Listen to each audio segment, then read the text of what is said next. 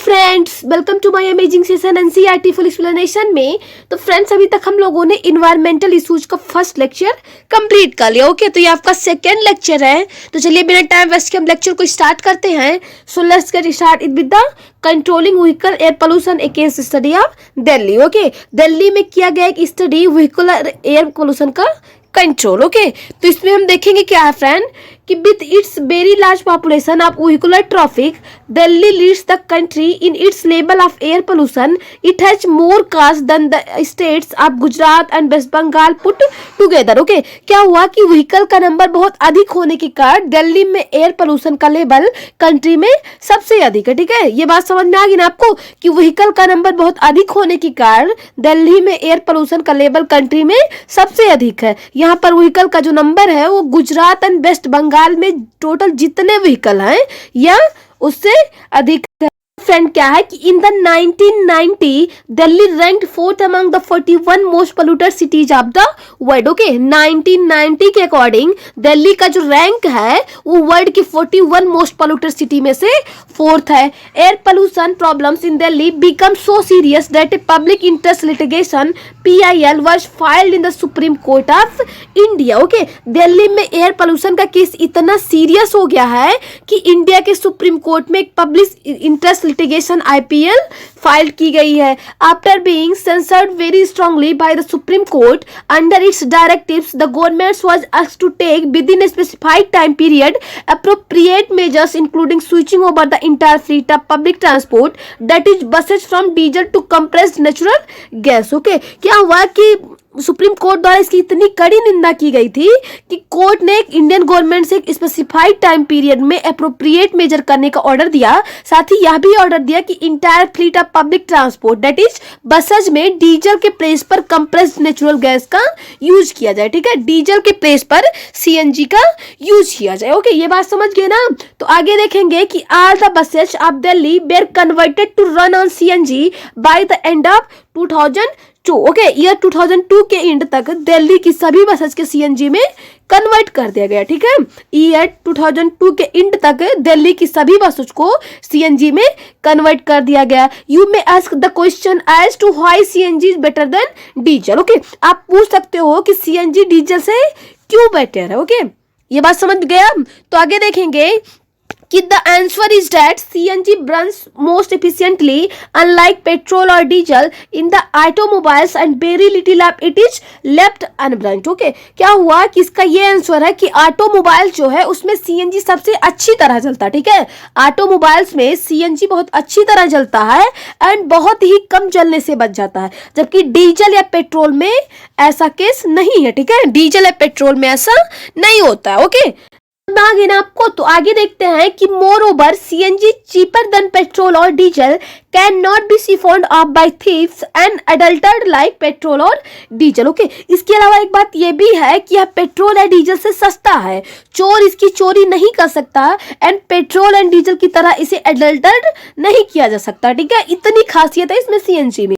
देखते हैं फ्रेंड क्या है कि the main problems with switching over to CNG is the difficulty of laying down pipelines to deliver CNG through distribution points pumps and ensuring uninterrupted supply. Okay, क्या हुआ कि CNG में convert करने में मेन प्रॉब्लम यह भी है कि इसे डिस्ट्रीब्यूशन पॉइंट्स पंप तक ले जाने के लिए पाइपलाइन बिछाने की डिफिकल्टी को लेकर एंड इसकी अनइंटरप्टेड सप्लाई करने की है। ठीक है, इसकी अनइंटरप्टेड सप्लाई करने की है। Simultaneously parallel steps taken in Delhi for reducing vehicular pollution include phasing out of old vehicles, use of unleaded petrol, use of low sulphur petrol और diesel, use of catalytic converters in vehicles, application of stringent pollution level norms for vehicles except. Okay, क्या हुआ friends कि इस problem के साथ दिल्ली में vehicular pollution को कम करने के जो पैरेलल स्टेप लिए गए वो ये है कि ओल्ड व्हीकल को धीरे धीरे हटा देना। ठीक है, जितने भी ओल्ड व्हीकल थे उसको धीरे धीरे हटा देना। Okay, use of unleaded petrol. ठीक है, अनलेडेड पेट्रोल का यूज करना, low sulphur petrol and diesel, low sulphur petrol and diesel का यूज करना। ओके, एंड व्हीकल में कैटालिटिक कन्वर्टर का यूज व्हीकल के लिए स्ट्रिंजेंट पोल्यूशन लेवल अप्लाई कर।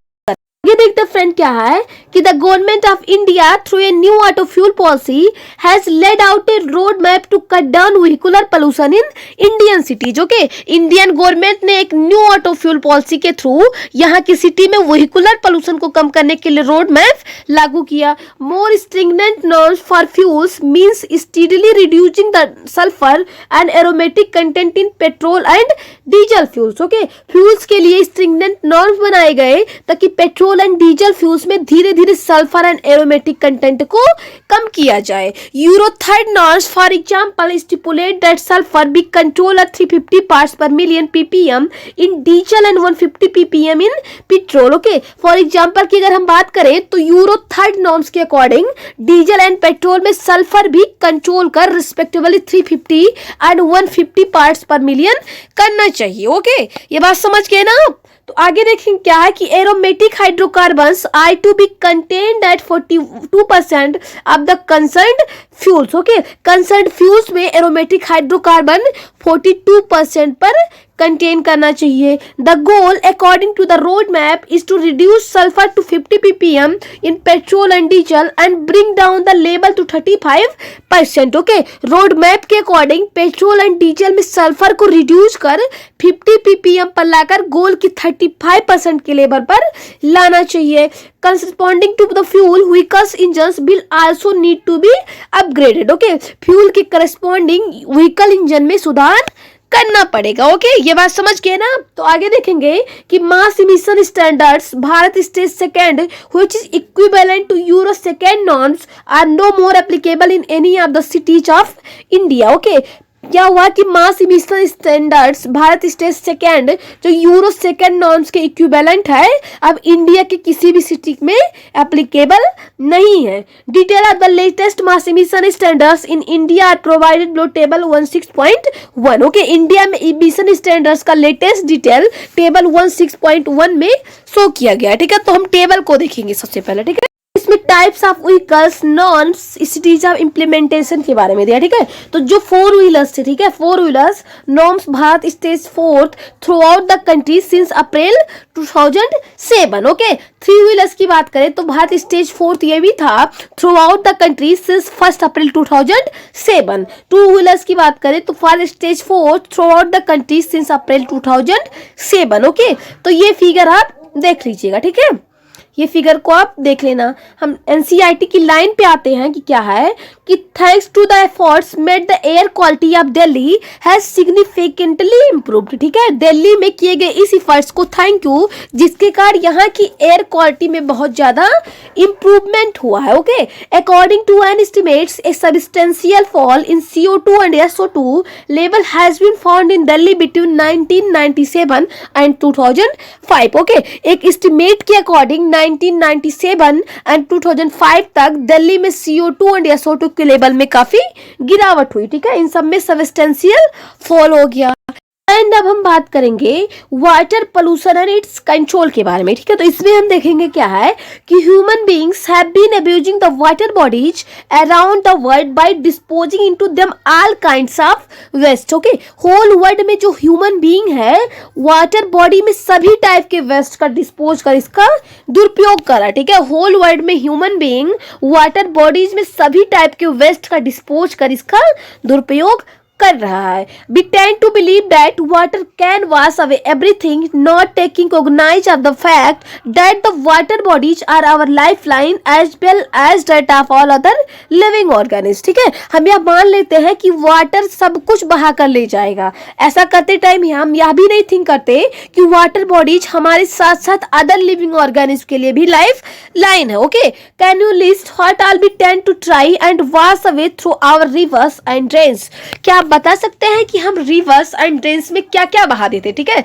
Reverse and drains it means कि नदी एंड नाले। ओके, इसमें हम क्या क्या बहा देते हैं? ठीक है, तो आइए देखते हैं हम। ठीक है, इसमें हम देखेंगे एनसीईआरटी में कि due to such activities of human kinds the ponds, lakes, rivers, estuary and ocean are becoming polluted in several parts of world. Okay, world के सेवरल पार्ट्स में पॉन्ड्स हो गया, लेक्स हो गया, stream, rivers, estuary and ocean के water polluted हो रहे हैं।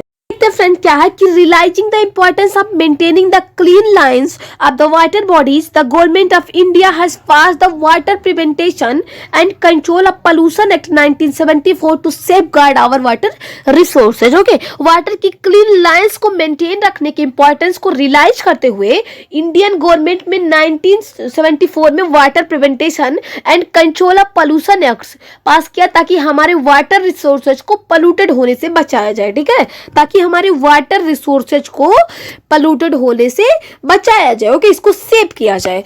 तो फ्रेंड आज का लेक्चर हम यहीं पे समाप्त करते हैं। Thank you.